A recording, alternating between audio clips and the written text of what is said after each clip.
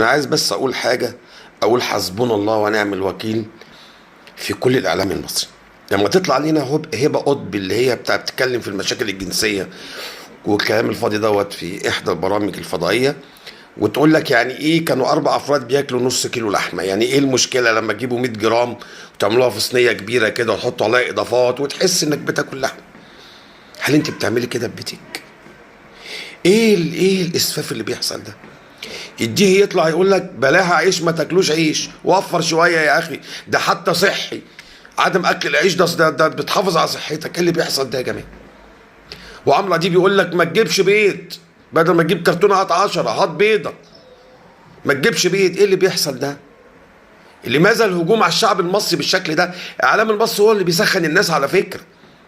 لابد من وقفه فوريه لهذا الاعلام المأجور اللي خنقوا